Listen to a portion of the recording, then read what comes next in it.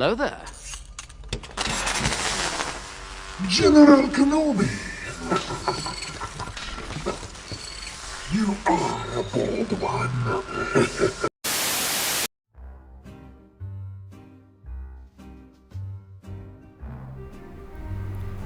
Welcome back everyone to part 2 of this little series here. For this section we're going to be going over 101, which is safety fundamentals. I know, everyone's favorite part. Now, a few of the old heads would be a bit confused here, as normally section 1 is the history section, but they decided to flip-flop those, so now section 101 is safety and ORM, whereas 102 is history. But don't worry, we're going to be getting to the history later. Now, unfortunately, this section is a little bit dry, but we're going to try and speed through it, get through this ORM, and make sure you guys are all safe out there. Oh! Oh no! Oh no! They're coming in through the back door! Oh no! Oh no! Grab the children! Save the children!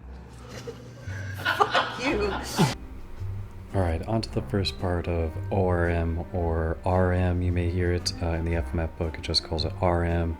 In the Navy, you typically hear ORM, and you will also hear Marines say ORM. It's all really the same thing. The first section asks about the RM fundamentals, breaks it down into two pieces, being risk management and inherent risk. Now, you can read the definition and understand that yourself, but there's more to explain things so you can understand what they actually mean. The best way to really think about this are those silly HARP forms that you fill out on the weekends. You have to write down like certain things that you're doing. That's part of your inherent risk. And then the risk management part, that's the controls that you're putting in place to mitigate the actual risk involved with whatever activity. So whenever you're thinking about it, remember the definition that's in the book, but that's more of a actual implementation way of understanding it. For the next two parts, it's pretty straightforward. All you really have to do is remember the parts in bold. Beyond that, if they ask any more questions, it'll just be about your understanding, which you can kind of figure that out on your own. They're pretty straightforward. For the first one, the 4 principles of RM. They are accept risk when benefits outweigh the cost, accept no unnecessary risk, anticipate and manage risk by planning, and make risk decisions at the right level. Moving on to the next part, that's the 3 levels of RM, and one way you can compare this, at least if you're a corpsman, if not, probably means you're an RP, which I mean... Ha! Gay! But yes, the way you want to think about this is in-depth level, deliberate level, and time critical. You can kind of compare these to the way we do in TCCC of care under fire, tactical field care, and TACAVAC. You can really divide them up the same way. Care under fire is more of your time critical. Tactical field care, that's when you're more of a deliberate, making deliberate actions. You have some more time to stay there and do more deliberate interventions. In depth level, that's when you're moving to a higher echelon of care. You have a lot of time to think about your interventions, a lot of time to perform interventions. They still need to happen, it's still important, but you have a little more time, it's not as much of a factor. Now as for the next one, the 5-step process of ORM, or in the FMF book, again it just says RM. Whatever pen you do, you're always going to have to know these 5, so I just commit these to memory. If you're going to a ship or any other kind of platform, you just have to know these. And that would be identify hazards, assess the hazards, make the risk decisions, implement controls, and everyone's favorite step, supervise. So really just logic these out. It makes sense. First you have to figure out what the problem is. You have to assess how bad the problem is. You have to make a decision on what you're going to do about it. You have to implement some type of control. For us, typically it's like, you know, a safety vic with a corpsman and an ice chest. And then supervising is, well, see your line stuff.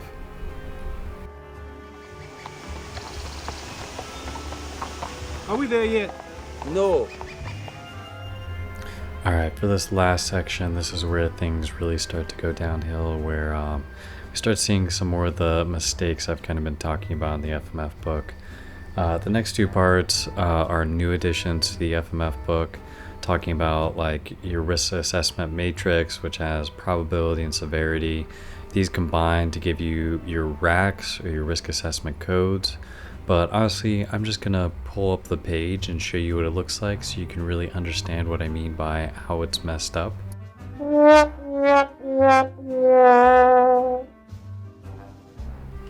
I really could go into all of the reasons why this is mixed up, like how they mixed up the probability and severity tables, like all of the labels are wrong, how like the probability doesn't even like fit with the probability table, so you really like that colon is there for no reason.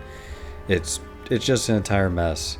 So instead of going over any of the things from the book, because the longer you look at these, the more it's going to confuse you, I'm just going to pull up the current Marine Corps instruction, which is Marine Corps Order 3500.29. I don't know why they're using a 10-year out-of-date Marine Corps order for the book, but I'm not a chief, so. Alright, here are the actual tables that you want to use if you want to like screenshot these videos, or you can even just like look up that Marine Corps order, you'll be able to find these. This will make a lot more sense because like these are first labeled correctly, one, but now you can actually see like it gets a bit more in depth, like going into like the severity. So like when like category 1, that severity is like your highest severity. That's like, you know, total loss of ability to accomplish mission. If any of you guys are coming from aviation units, you're probably familiar with like mishaps, and like they talk about the different levels of mishaps and stuff, where it's like, you know, the highest mishap is like obviously someone dies, and then it goes down from there. The other thing on the probability, which is different from the one used in the book, they no longer the Marine Corps no longer goes by Alpha Bravo Charlie Delta. They now include an Echo as well, so there's like an added category into the matrix, which in the next part we're going to actually talk about the matrix. But just take a minute, look at these, kind of familiarize yourself with them. If you look at the ones in the book, like they're 90% correct, they're just a bit confusing with how many like errors they have. Alright, so this is the risk assessment matrix. This is the last part of the RM section. Really it all accumulates to this because it implements everything from the inherent risk to the risk management, including those probability and severity, into one table on the X and Y axis. So you combine those to get the total risk because, for example, we talk about plane crashes, right? So like a total catastrophic failure that, you know, plane just crashes, kills everybody on board. Those are things that happen. They're very bad, but they're also not very likely to happen. So that kind of moves it down in the matrix. Now, depending on where you are with the Marine Corps, depends on how this ORM is implemented. If you want to, you can look up ORM sheets. It actually includes this matrix on there.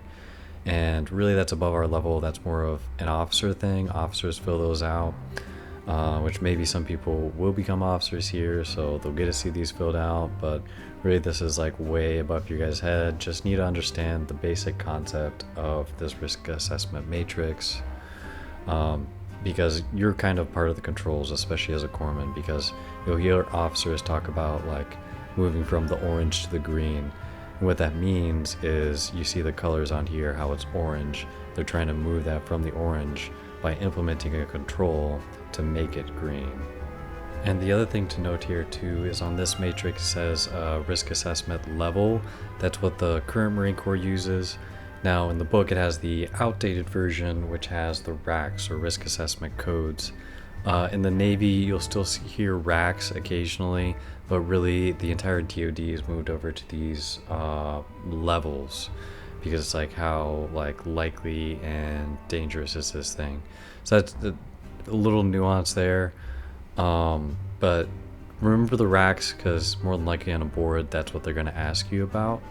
Now I will say, with the differences between the books and like reality for what we actually do, I think most people that set your boards are going to be more understanding. Like for me, if I'm on your board, I care more if you understand this. I'm going to ask you questions about like the risk assessment matrix, just ask you to explain it to me.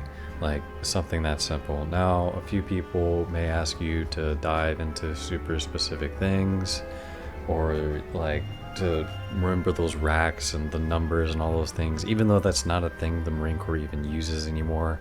Honestly, those people can get fucked.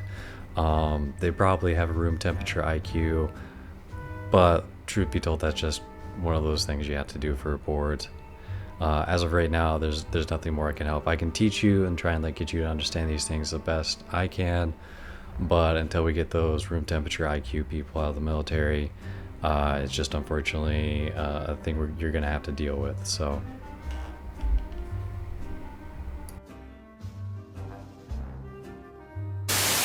Oh, stop!